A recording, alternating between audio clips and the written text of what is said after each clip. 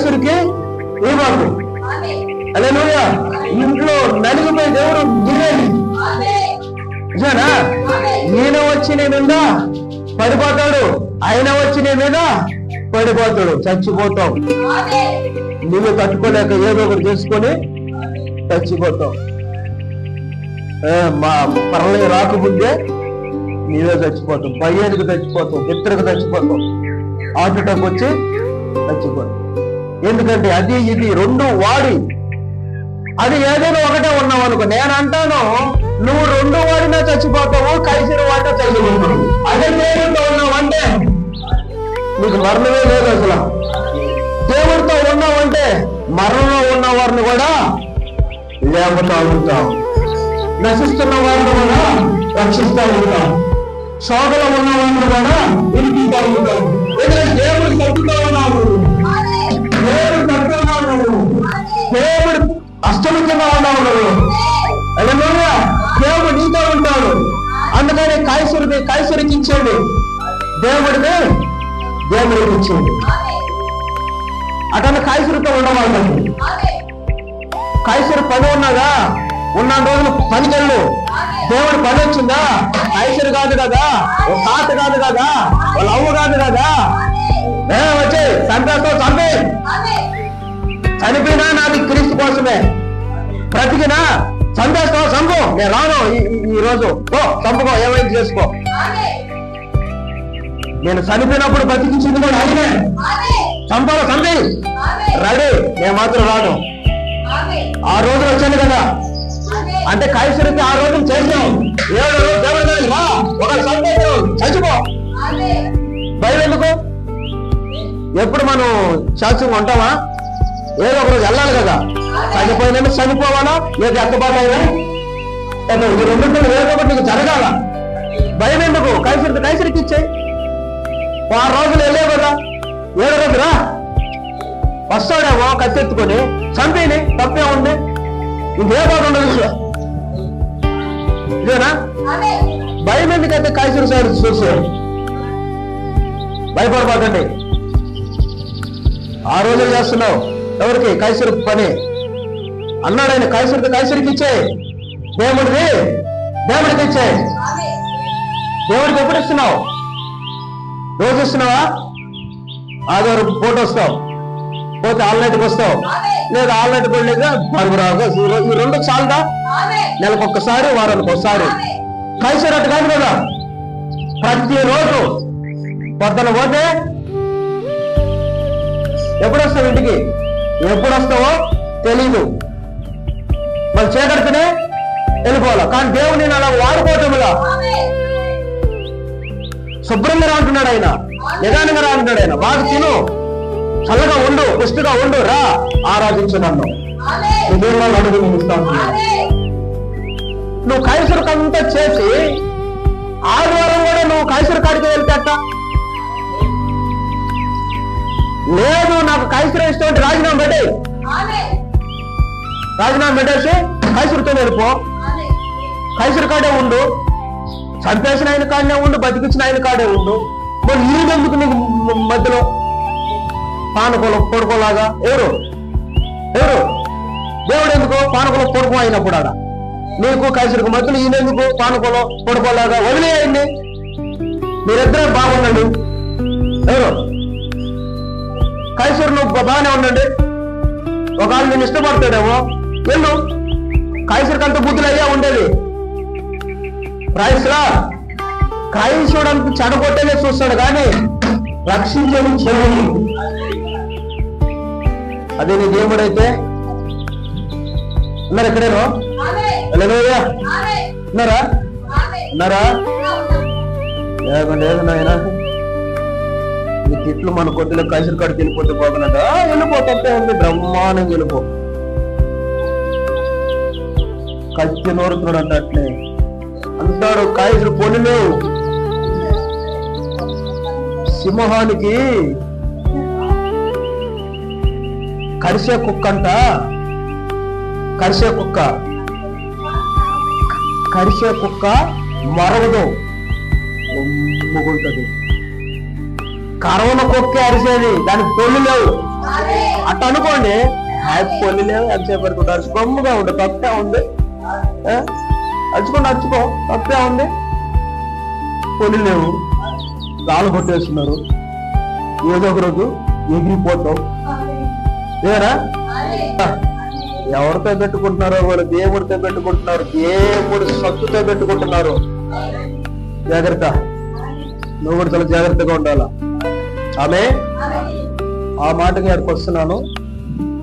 చివరి మాట ఇది చెప్పి నేను మిమ్మల్ని వదిలేస్తాను. 2 అయినా పర్వాలేదు, 3 అయినా పర్వాలేదు. మళ్ళీ వెళ్తున్న బళ్ళ కోసం. అందుకని సాయంత్రం దాకా మెసేజ్ ఉంటుంది నీకు. ఇదేనా అమ్మా వదిలి దొరకరమ్మా మీరు. లేదు వదిలేస్తాను. వయసులో 18 వచ్చినా అమ్మా, 18 వచ్చిన చివరి మాట.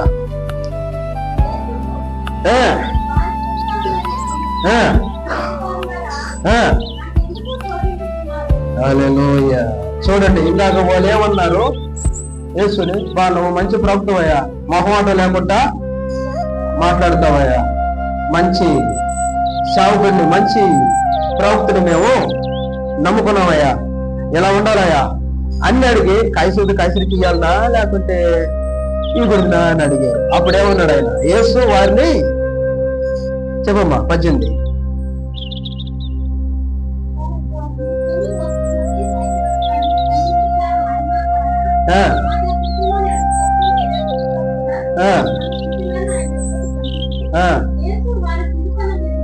యేసు వారు చెడుతనం ఎరిగి, యేసుదారులారా నన్ను ఎందుకు శోధించుతున్నారని అడిగేశాడు ఆయన. అంటే నన్ను పొగడినంత సేపు నువ్వు పొగడతా, మళ్ళీ కైసరు కాడకు పోవచ్చున్నావు, పోకూడదు నన్ను ఆల్రెడీ పోతా. ఏంటంట? ఆల్రెడీ నువ్వు కైసరు కాడకు పోతా, మళ్ళీ నన్ను పొగడిస్తా, నన్ను మహిమపరుస్తా, నాకు కీర్తనలు పాడుతా, నాకు చప్పట్లు కొడతా, నాకు కంచెలు కొడతా, మళ్ళీ కైసరు కాడకు పోవచ్చున్నావు, పోకూడదు నన్ను బుద్ధి లేని మనిషి అంటున్నాడు అక్కడ. యేసుదారులారా అంటున్నాడు అక్కడ. అన్నాడా? ఉన్నారా అటువంటి వాళ్ళు ఈ కాలంలో? ఉన్నారా? ఆడ జీవిస్తూ మళ్ళీ ఇక్కడికి వచ్చి దేవుణ్ణి చాలా చక్కగా ఏంటంటే పొగిడిస్తారంట. ఇన్ని మళ్ళీ కాయసురు కాడది ఆయన్ని పొగిడిచ్చేది, మళ్ళీ ఏడుపు వచ్చేది, ఈయన్ని పొగిడిచ్చేది. బుద్ధి లేని మనిషి అంటున్నాడు ప్రభుత్వం అక్కడ. అక్కడ అంటే యేసుదారులారు అన్నాడు, ఇక్కడ అంటే బుద్ధి లేని మనిషి అంటున్నాడు ఆయన. నేను దాన్ని కట్ చేశా, ఎందుకంటే మళ్ళీ మీకు ఏదైనా బాధ అవుతుంది అని. ఆయన ఇప్పుడు వచ్చేసింది, ఎందుకంటే ప్రభు వచ్చిన వేడ తగిలింది కాబట్టి మెరుపు లేసింది ఇక్కడ. హల్లెలూయా. ఆమె అంటే అక్కడ ఖండించారు సార్ అనింది కదా, ఆ బుద్ధులైన మనిషి అనింది. ప్రవక్త డీటెయిల్గా ఉంటాడండి, మొహమాటే ఉండదు ప్రవక్త కాడ. వెనక ముందు చూసుకోవడం, అది కత్తెది. పడ్డగట్టు యుద్ధంలో జయించటమే గాని వెనక ఎవరున్నారు కూడా చూడదు. కాపాడటమే కత్తి మందల. ఎవరు అడ్డం వచ్చినా మరిపేస్తుంది, ఎందుకంటే కాపాడటమే యుద్ధం. కత్తి ఎత్తేవంటే ఇంకా వెనక ముందు చూడవు. ప్రైస్ లో రక్షించటమే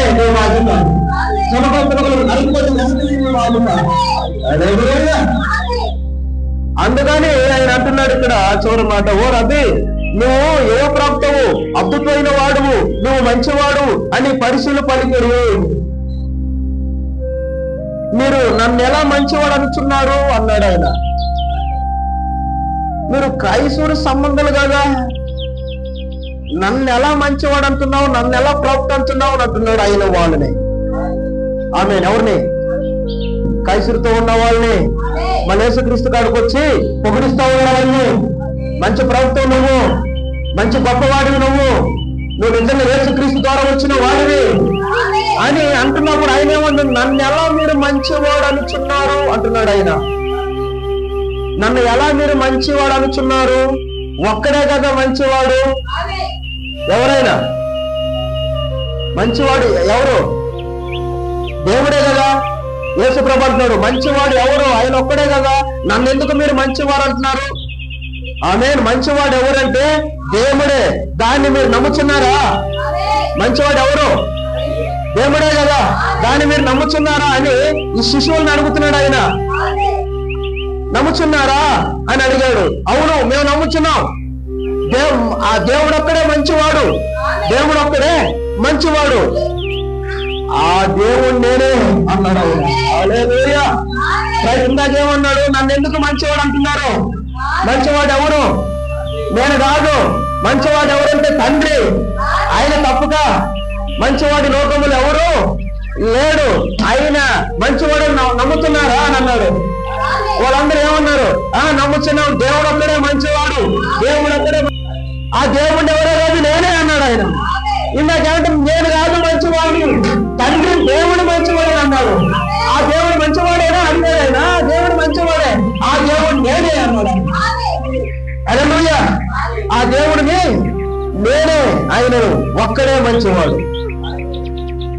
నన్ను దేవునికి మీరు నమ్మటం లేదు, నన్ను దేవుడిగా మీరు నమ్మటం లేదు అన్నాడు. మాట దేవుడు ఒక్కడే మంచివాడు, ఆ దేవుడిని నేనే, కానీ నన్ను మీరు దేవుడిగా నమ్మటం లేదు అన్నాడు.